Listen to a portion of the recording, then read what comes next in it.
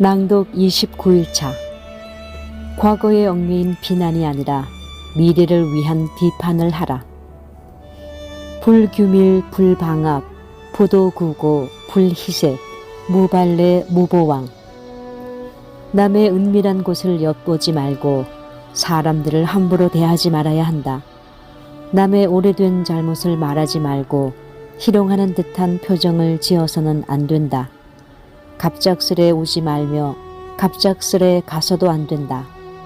예기 소의. 누구나 비밀을 알고 싶어 한다. 비밀에 대한 호기심은 긍정적일 수도 있다. 새로운 것을 알고자 하는 마음은 배움의 진전을 가져올 수 있고, 호기심이 남들보다 유난히 강한 사람은 미지의 공간을 엿보다가 창의적인 결과물을 만들어내기도 한다. 하지만 정도를 벗어나면 문제가 된다. 특히 그 대상이 사람일 경우에는 더욱 그렇다. 만약 욕구를 채우기 위해서 돈벌이의 수단으로 자신을 과시하려고 다른 사람의 은밀한 구석을 엿보며 감추고 싶은 일들을 굳이 캐내려고 한다면 범죄 행위가 된다. 그 다음으로 예문에 나온 사람들을 함부로 대하지 말라는 말은 예의를 지키라는 것이다. 공자 철학의 핵심 실천 덕목은 충과 서다. 두 글자 모두에는 마음 심자가 들어있다. 충은 마음의 중심을 바로 세우는 것으로 수양의 자세다. 서는 마음을 다른 사람의 마음과 같이 하는 것으로 배려의 자세다. 수양이 된 사람이라야 남을 배려할 수 있다는 말은 다르게 표현하면 다른 사람을 배려하지 않는 차원을 넘어 함부로 대하는 사람은 스스로 수양이 덜 된 속된 인물임을 드러내는 것과 같다는 말도 된다. 직장과 같은 수직적인 관계는 물론 그 어떤 인간 관계에서도 마찬가지다. 남의 오래된 잘못을 말하지 말고 보도구고에서 도는 말하다라는 뜻도 있다. 따라서 도구고는 오래전에 다른 사람이 저질렀던 잘못을 폭로하는 행위를 가리킨다. 지금 잘못하고 있는 일을 따끔하게 지적하는 것은 충고다. 하지만 그때에도 진실한 마음으로 그 일에만 초점을 맞춰 조심스럽게 건네야 한다. 하지만 이미 오랜 시간이 지난 잘못을 들춰 새삼 말하는 것은 비난의 성격이 강하다. 사람을 앞에 두고 대놓고 비웃거나 말로는 하지 않더라도 경멸하는 표정을 짓는 것 또한 사람을 업심여기는 것이다. 당연히 관계는 오래 지속될 수 없다. 갑작스레 오지 말며 갑작스레 가지 말라 무발레 무보왕에서 발과 보는 모두 빠르다는 뜻을 가지고 있다. 지금도 마찬가지지만 사람을 맞으려면 미리 준비할 시간이 필요하다. 당연히 사전에 만나는 시간을 정해야 하고 정한 시간은 반드시 지켜야 한다. 전혀 예상치 않고 있는 상황에서 갑자기 들이닥친다든지 논의하고 있는 이야기를 마무리하지도 않았는데 갑자기 떠나버린다면 아무리 좋은 의도를 가지고 행한 것이라고 해도 일이 제대로 성사될 수 없다. 공적인 일은 물론 사적인 관계에서도 마찬가지다. 아무리 허물없고 친한 사이라도 오고감을 미리 정하는 것은 당연히 지켜야 할 기본적인 예의다. 이를 어기고 만남을 가볍게 여기며 사람을 함부로 대하면 좋은 관계를 유지하기 어렵다. 주자는 좀 더 철학적인 관점에서 이 구절을 다음과 같이 해석했다.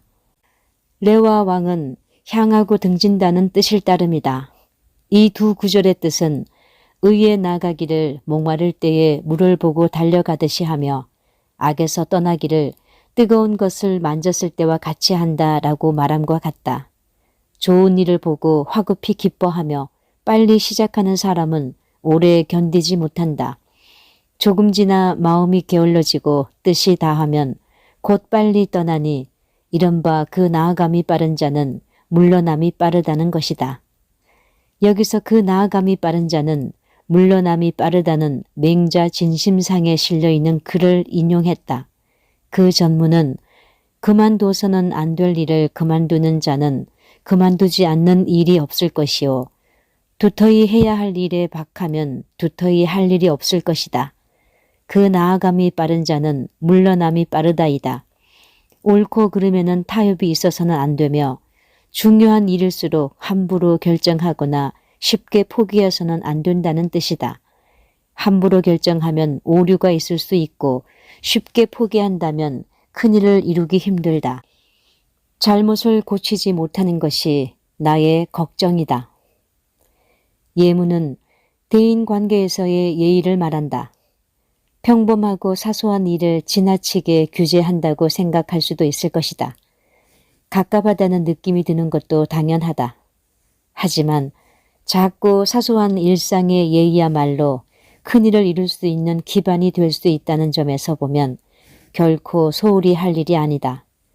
한 사람의 미래는 평생을 좌우할 결정적인 순간에서 고심 끝에 내린 각오를 보일 때가 아니라 그의 평상시 모습에서 더 잘 보이기 마련이다.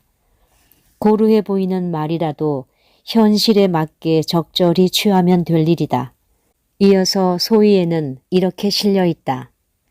신을 모독해서는 안 되며 과거의 잘못을 그대로 따라서도 미래의 일을 추측해서도 안 된다. 의복이나 이미 만들어진 물건들에 대해서 험담해서는 안 되며 확실치 않아 의심스러운 일을 자신이 나서서 바로 잡지 말아야 한다. 여기서 특별히 주목해야 할 것은 과거의 잘못을 그대로 따라서는 안 된다이다.